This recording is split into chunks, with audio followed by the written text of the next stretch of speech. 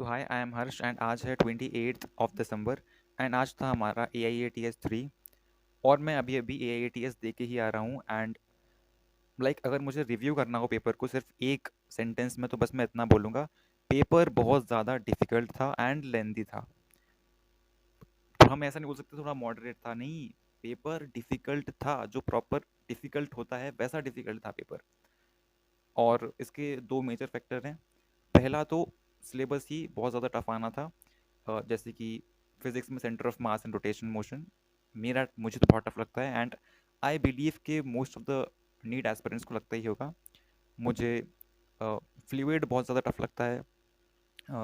Chemistry में जो thermodynamics equilibrium, भाई इतना बड़ा चैप्टर है इक्विलिब्रियम। लिटरली वो दो चैप्टर्स हैं, आयनिक एंड केमिकल इक्विलिब्रियम, एंड दोनों को एक में रख दिया है एंड इतना बड़ा चैप्टर है वो। और मुझसे उससे क्वेश्चन होते ही नहीं, मैं बहुत ट्राई करूँ एंड टाइम टेकिंग होते हैं उसके क्वेश्चन जिस जो पेपर को लेंदी बनाते हैं। सो पेपर एंड वो आकाश वाले चाहते तो पेपर थोड़ा इजी बना सकते थे, बट नहीं। वो तो आकाश है और हम कुछ कुछ बोल भी नहीं सकते अब हम उनसे जाके कह भी नहीं सकते कि भाई पेपर थोड़ा इजी बना लो क्योंकि चैप्टर्स थोड़े टफ आने हैं। वो हमारे सामने 2025 का पेपर रख देंगे, वो कहेंगे ये देखो, जब NTA इतना टफ पेपर बना सकता है तो हम AIATS तो बना ही सकते हैं। मैंने पेपर स्टार्ट किया था बायो से। तो बायो में ही हर एक क्वेश्चन तुम्हें लाइक हर एक क्वेश्चन छोड़ने के बाद तुम्हें हर एक क्वेश्चन ऐसा मिलेगा, नेवर, नॉट, कौन सा क्वेश्चन रॉन्ग है। ऐसे क्वेश्चंस बहुत ज़्यादा थे, तुम्हारी फिरकी लेने वाले क्वेश्चन बहुत ज़्यादा थे। अगर तुम फोकस से नहीं पढ़ोगे, नॉट, इनकरेक्ट, ऐसे वाले क्वेश्चन ज़्यादा थे जिससे तुम गलत करने के चांसेस ज़्यादा हो जाते हैं। तो इनिशियली तो मैं पेपर में थोड़ा फोकस था जिस वजह से मोस्ट मुझे नहीं लगता कि मैंने शायद कुछ सिली मिस्टेक्स की हों बायो में। देन बायो मुझे करने में लगभग 1 घंटा लग गया था, जिसके बाद मैंने केमिस्ट्री करनी शुरू की एंड मुझे स्टार्टिंग के ही बहुत सारे क्वेश्चन नहीं आ रहे थे। और जो क्वेश्चन आ भी रहे थे उनमें बहुत ज़्यादा कैलकुलेशन थी, तो मुझे लगा कि शायद यहाँ अगर मैंने टाइम दे दिया अभी तो शायद फिज़िक्स छूट जाएगी। इसीलिए मैंने तुरंत फिज़िक्स पे स्विच किया, जो कि बहुत अच्छा डिसीजन था।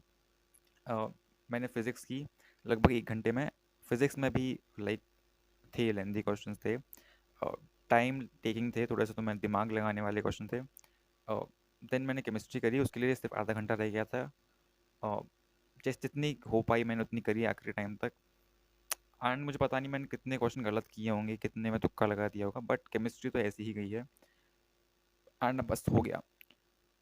तो मतलब अब अगर मैं बताऊं, अगर तुम्हारा भी पेपर अच्छा नहीं गया है तो इसमें इससे डिमोटिवेट होने की ज़रूरत नहीं है। हमें इससे एक तरह से सीखना चाहिए कि शायद अभी हमें पता भी नहीं कि 2026 का पेपर कैसा आएगा। तो हम अब बस यही कर सकते हैं कि अब हम थोड़ा सा और फोकस, थोड़ा सा और टाइम दें क्वेश्चन प्रैक्टिस को, थोड़ा और लेंदी और थोड़े से और डिफ़िकल्ट क्वेश्चन की प्रैक्टिस करें एंड थोड़ा पढ़ाई के लिए टाइम बढ़ाएं। डिमोटिवेट होकर बैठने का कोई मतलब नहीं है, क्योंकि तुम्हें भी पता है अब सिर्फ 4 महीने रह गए हैं पेपर को। 4 महीने से भी कम का टाइम रह गया है।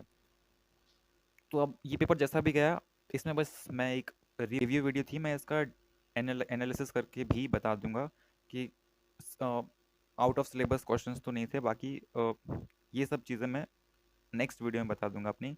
एंड अपने मार्क्स भी जल्द से जल्द कैलकुलेट करके जैसे ही आंसर की वगैरह आएगी मैं बता दूंगा, पोस्ट कर दूंगा।